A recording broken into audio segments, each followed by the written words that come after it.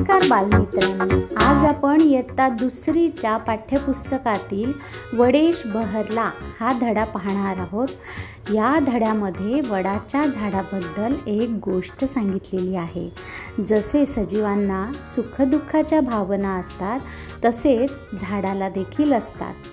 चिंचपूर नावाचे एक गाव होते. गावाजवळ ओढा होता. ओढा अतिशय सुंदर होता. स्वच्छ सुंदर पाण्याने झुळझुळ वाहणारा तो ओढा, त्याच्या काठावर अनेक झाडं वेली होत्या. त्यापैकीच एक मोठं झाड होतं, जो होतं वडेश. वडेश उंच उंच वाढला होता, जणू काही आभाळाला भिडला होता. आजूबाजूला खूप खूप पसरला होता.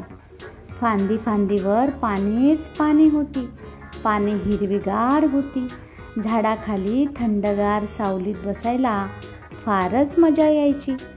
झाडावर चिमणी, कावळा, खारुताई, मैना, राघू यायचे. किलबिल करत बोलायचे, गोड गाणी गायचे. वडेशला पाखरांची भाषा समजायची. तो पानांची सळसळ करून बोलायचा आणि फडफड करून रागवायचाही. पाखरांना पिले होती. चिमणीचे पिलू होते चिनू आणि कावळीनीचे पिलू होते कानू. पोपटाचे पिलू होते पिनू. पिले लपाछपी खेळत, पारंबी पकडून झोके घेत, खूप दंगा करत. दुपारी वडेशची झोप मोडायची. मग तो वैतागून जायचा. पिल्लांवर रागवायचा. पिल्लांना सांगायचा, उडा उंच भूर भूर, जा खूप दूर दूर, करता खूप कटकट, निघा इथून झटपट. पिल्लांना वडेशचा राग यायचा. मग ती वडेशचे नाव आपल्या आईबाबांना सांगायची. नेहमी नेहमी पिल्लांचे बोलणे ऐकून पाखरांना वडेशचा राग आला आणि अचानक पाखरे दूर निघून गेली. इथे कोणी बोलायला नाही, कोणी खेळायला नाही. आता काय करावे?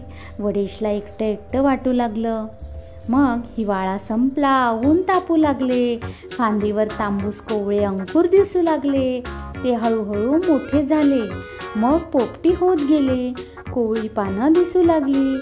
पाने हिरवीगार झाली. फांदी फांदीवर हिरवे हिरवे ठिपके दिसू लागले. ते हळूहळू लालसर झाले.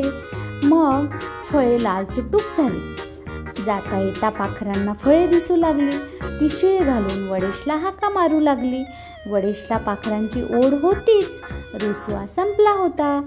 तो पाखरांना बोलवू लागला, या रे या, सारे या, चटकन या, पटकन या, लाल लाल फळे खाऊन जा. पाखरं बोलू लागली, येतो येतो, पटकन येतो, हासत नाचत चटकन येतो, गाणी गात गात येतो, लाल लाल फळे खातो. पाखरे वडेश जवळ आली. नवी घरटी बांधली. वडेश जवळ राहू लागली. वडेशला खूप आनंद झाला. मोठी झालेली पिले पाहून वडेश बहरून आला.